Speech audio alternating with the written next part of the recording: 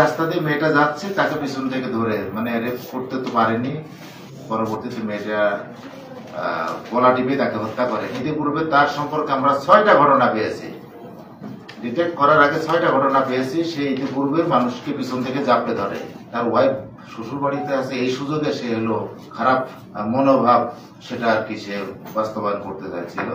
এই মেয়েটা প্রতিদিনের ন্যায় যেভাবে প্রাইভেট পড়তে যান, ওনার এই প্রাইভেট পড়ার এটাই তার হলো মূল টার্গেট, যে সে সকাল 7টার সময় বাড়ি থেকে বের হয়। সকালবেলা সাধারণত মানুষজন একটু কম বের হয়, রাস্তাঘাটে কম লোক থাকে, আর যে জায়গাটা ছিল সেটা একেবারেই নির্জন জায়গায়। ওখানে যারা সাংবাদিক ভাইরা যাদের বাড়ি আছে ওই জায়গায় ঘটনার সঙ্গে ছিল না, দেখলে মানে আমরা আপনারা যে গুগল ম্যাপে এখানে বসে দেখতে পারবেন ওই জায়গায় কি জঙ্গল, তুমি যে অ্যাড্রেসটা দিয়ে দিও, ওই এখানে বসে আপনারা দেখতে পারবেন জঙ্গল কি একটা জঙ্গল, মানে দিনের বেলায়। সেজন্য ওখানে যে রাস্তা দিয়ে মেয়েটা যাচ্ছে তাকে পিছন থেকে ধরে মানে রেপ করতে তো পারেনি, পরবর্তীতে মেয়েটা গলা টিপে তাকে হত্যা করে। কিন্তু সেখানে সেই সময়টা রাখার পরে তার বাড়ির পাশে ওখানে ফেলে। কিন্তু দিনের বেলায়ও আসলে ওই জায়গায় দেখা সম্ভব না, যদি কারণ মানুষের তো সবসময়ের জন্য ওই জায়গায় সচরাচর চলাফেরা না। তবে এক্ষেত্রে সবচেয়ে ভালো ভূমিকা রেখেছেন সাধারণ মানুষ। আমাদের যে পুলিশের পোশাক বলে না, আমাদের যে বিভিন্ন শ্যাডো ইনভেস্টিগেশন আমাদের যে টিমগুলো ছিল কাজ করছে, মানে এলাকা সম্পর্কে একটা মানুষ ভিজিট দেয়, খুব সাবলীল ভাবে সাধারণ মানুষ কিন্তু অনেক তথ্য দিয়েছে।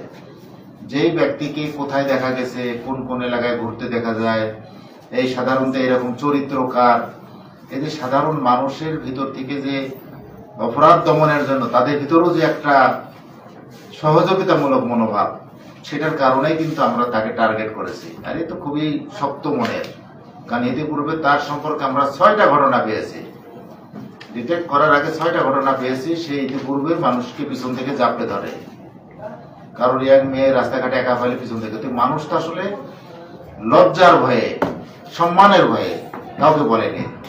অনেক সময় স্থানীয়ভাবে এটা আবার সমঝোতাও হয়েছে। তো যখন আমাদের কাছে এই বিষয়গুলো মানুষের কাছে খুব নিরিবিলি ভাবে এই কথাগুলো পেয়েছি, তখন আমাদের কিন্তু টার্গেট কিন্তু আমরা সেট করছি।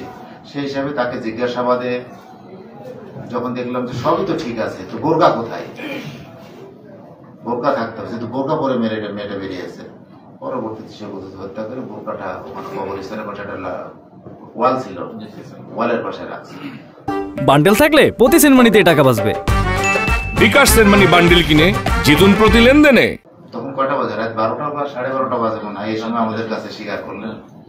তখনই কিন্তু সবাই গেলেন। এখন বললাম যে এখানে প্রেসের যদি লোকজন থাকে ওখানে দেখো, স্থানীয় সবার উপস্থিতিতে আমরা করছি।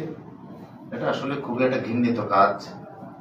তার ওয়াইফ আছে, আর তার ওয়াইফ শ্বশুর বাড়িতে আছে, এই সুযোগে সে হলো তাকে জোর করে তার মানে তার যে খারাপ মনোভাব সেটা আর কি সে বাস্তবায়ন করতে চাইছিল, সেটা পারেনি।